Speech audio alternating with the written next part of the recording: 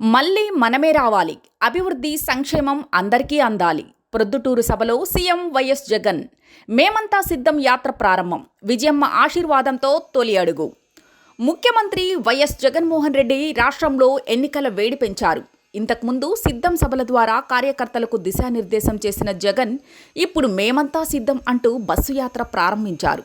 ఇడుపులపాయలో దివంగత మహానేత వైఎస్ రాజశేఖర్ రెడ్డి ఘాటు వద్ద నివాళులు అర్పించి తల్లి విజయమ్మ ఆశీస్సులు తీసుకుని యాత్ర ప్రారంభించారు.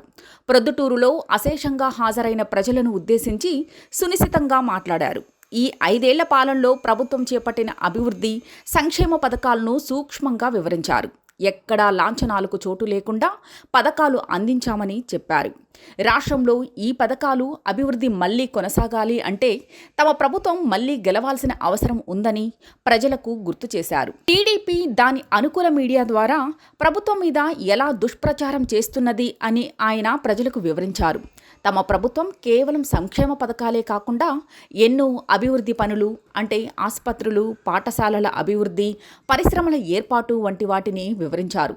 పొత్తుల కోసం చంద్రబాబు ఎన్నో పాట్లు పడి ఢిల్లీ వెళ్లి కాళ్లు పట్టుకుని మరీ పొత్తును సాధించారని ఎగతాళి చేశారు. ఎన్నికల కోసం చంద్రబాబు మేనిఫెస్టోను తీసుకొస్తున్నారని, ఎన్నికలు ముగిశాక దాన్ని ప్రజలకు కనిపించకుండా దాచేస్తారని ప్రజలకు గుర్తు చేశారు.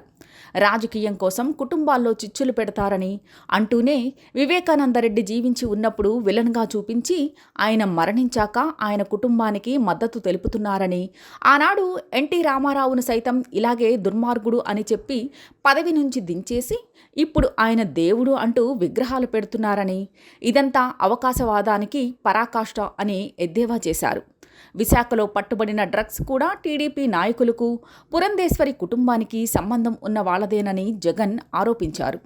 ప్రజలకు తన పాలన అవసరాన్ని మళ్లీ గుర్తు చేస్తూ ఎమ్మెల్యే అభ్యర్థులను గెలిపించాలని ప్రజలను అభ్యర్థించారు. తన సభ ద్వారా మొత్తంగా పార్టీ క్యాడర్తో పాటు ప్రజల్లో జగన్ ఉత్సాహాన్ని రేకెత్తించారు.